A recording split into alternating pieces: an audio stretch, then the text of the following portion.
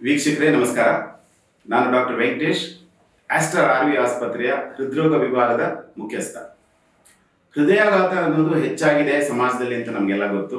ಹೃದಯಾಘಾತದಿಂದ ಜೀವ ಕಳ್ಕೊಳ್ತಾ ಇದ್ದಾರೆ ಜನ. ಕಿರಿಯರಿಗೂ ಕೂಡ ಹೃದಯಾಘಾತ ಬರ್ತಾ ಇದೆ. ಹೃದಯಾಘಾತ ಆಗಿದೆ ಅಂತ ಹೇಗೆ ತಿಳ್ಕೊಳ್ಳೋದು, ಅದರ ಚಿಹ್ನೆಗಳೇನು ಅಂತ ನಾನು ನಿಮಗೆ ತಿಳಿಸ್ಲಿಕ್ಕೆ ಬಯಸ್ತೀನಿ.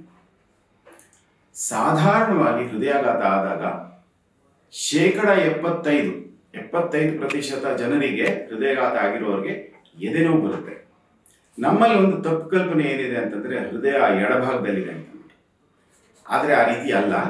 ಹೃದಯ ಎದೆಗೂಡಿನ ನಡುಮಧ್ಯದಲ್ಲಿದೆ, ಆದರೆ ಸ್ವಲ್ಪ ಎಡಕ್ಕೆ ತಿರುಗಿದೆ. ಸೊ ಹೃದಯ ಇರೋದು ಈ ಜಾಗದಲ್ಲಿ.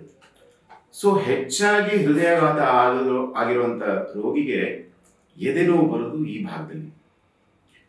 ಈ ಹೃದಯಾಘಾತದ ನೋವು ಒಂದು ಕುತೂಹಲಕರವಾದಂತ ವಿಷಯ ಏನಂತಂದ್ರೆ, ನಿಮಗೆ ಹೃದಯಾಘಾತ ಆಗ್ತಾ ಇದೆ, ನಿಮಗೆ ನೋವು ಎಲ್ಲಿ ಬರ್ತಿದೆ ಅಂತ ನಾವು ರೋಗಿನ ಕೇಳಿದ್ರೆ ಅವರು ಒಂದು ಬೆರಳು ತುದಿಯಿಂದ ತೋರಿಸ್ಲಿಕ್ಕೆ ಆಗೋದಿಲ್ಲ.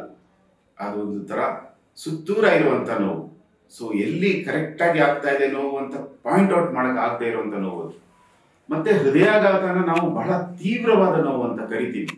ಹಲ್ಲು ನೋವು ಎಷ್ಟು ಜಾಸ್ತಿಯಾಗಿ ಹಿರಿಯರು ಕೂಡ ಅಳುವಂತ ಸಂದರ್ಭ ಬರುತ್ತಲ್ಲ, ಆ ರೀತಿ ಹೃದಯಾಘಾತ ಆದಾಗ ಅತಿ ಹೆಚ್ಚು ನೋವು ಬರುತ್ತೆ.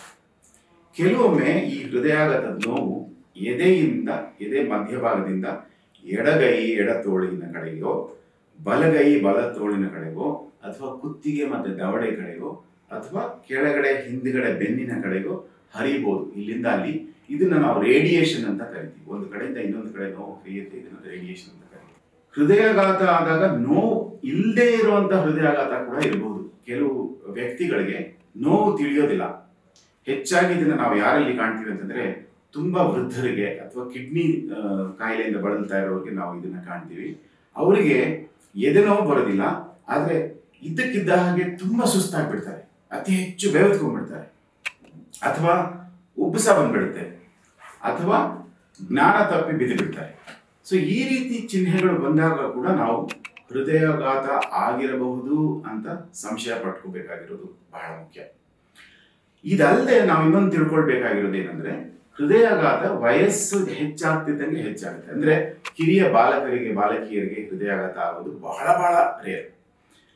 ಈಗ ನಾವು ನೋಡ್ತಾ ಇರೋದು ಏನಂದ್ರೆ 30-35 ವರ್ಷಗಳ ನಂತರ ಗಂಡಸರಿಗೆ ಮತ್ತೆ 40-45 ವರ್ಷಗಳ ನಂತರ ಹೆಂಗಸರಿಗೆ ಹೆಚ್ಚಾಗಿ ಹೃದಯಾಘಾತ ನೋಡ್ತಾ ಇದೀವಿ. ಬಟ್ ಸಾಧಾರಣವಾಗಿ ಹೃದಯಾಘಾತ ಆಗೋದು 50, 60, 70 ಈ ವಯಸ್ಸಿನ ನಂತರ. ಸೊ ಒಂದು ವಯಸ್ಸನ್ನ ನಾವು ನೋಡ್ಬೇಕು.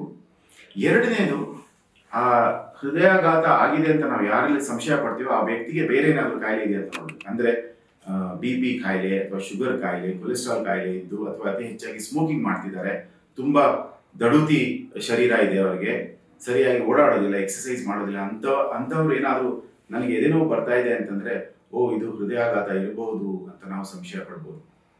ಈ ರೀತಿ ಸಂಶಯ ಪಟ್ಟ ವ್ಯಕ್ತಿ ಆಸ್ಪತ್ರೆಗೆ ಹೋದ್ರೆ ಅಲ್ಲಿ ವೈದ್ಯರು ಪರೀಕ್ಷೆ ಮಾಡಿ ಮುಖ್ಯವಾಗಿ ಒಂದು ಟೆಸ್ಟ್ ಮಾಡ್ತಾರೆ. ಅದನ್ನು ನಾವು ECG ಅಂತ ಕರಿತೀವಿ, ಎಲೆಕ್ಟ್ರೋಕಾರ್ಡಿಯೋಗ್ರಾಮ್.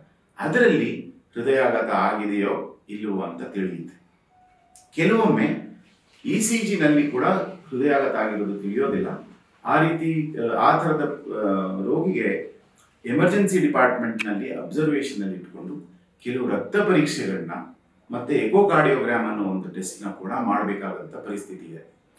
ಅಷ್ಟರಲ್ಲೂ ನಮಗೆ ಕರೆಕ್ಟ್ ಆಗಿ ಗೊತ್ತಾಗದೇ ಇದ್ರೆ CT ಸ್ಕ್ಯಾನ್ ಅಥವಾ ಆಂಜಿಯೋಗ್ರಫಿಯನ್ನು ಟೆಸ್ಟ್ ಮಾಡಿಬಿಟ್ಟು ಹೃದಯಾಘಾತ ಆಗಿದೆಯೋ ಇಲ್ವೋ ಅಂತ ಕಂಡುಹಿಡಿಯಬಹುದು.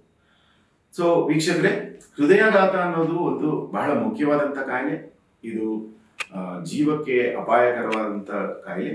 ಅದಕ್ಕೋಸ್ಕರ ಯಾರಾದರೂ ವ್ಯಕ್ತಿಗೆ ಎದೆನೋವು ಬಂದ್ರೆ, ಅಥವಾ ನಾನು ಹೇಳಿದ ಹಾಗೆ ಬ್ರೀತಿಂಗ್ ಡಿಫಿಕಲ್ಟಿ ಅಂದ್ರೆ ಉಸಿರಾಡಲಿಕ್ಕೆ ತೊಂದರೆ ಬಂದು, ಅಥವಾ ಜ್ಞಾನ ತಪ್ಪಿ ಬಿದ್ದೋದು, ಅಥವಾ ಇದ್ದಕ್ಕಿದ್ದಾಗೆ ಬೆವತ್ಕೊಂಡು ಬಹಳ ಸುಸ್ತಾಗ್ಬಿಡೋದು, BP ಡೌನ್ ಆಗ್ಬಿಡೋದು, ಈ ರೀತಿ ಆದಾಗ ಕೂಡ ಹೃದಯಾಘಾತನ ನಾವು ಸಸ್ಪೆಕ್ಟ್ ಮಾಡಿಬಿಟ್ಟು ಅಂತ ವ್ಯಕ್ತಿನ ಆಸ್ಪತ್ರೆಗೆ ಕರ್ಕೊಂಡೋಗಿ ಈ ECG, ರಕ್ತ ಪರೀಕ್ಷೆ, CT ಸ್ಕ್ಯಾನ್ ಅಥವಾ ಆಂಜಿಯೋಗ್ರಫಿ ಪರೀಕ್ಷೆಗಳನ್ನ ಮಾಡಿಬಿಟ್ಟು ಟೆಸ್ಟ್ ಮಾಡಿಬಿಟ್ಟು ಹೃದಯಾಘಾತನ ಕಂಡುಹಿಡಿಯಬಹುದು.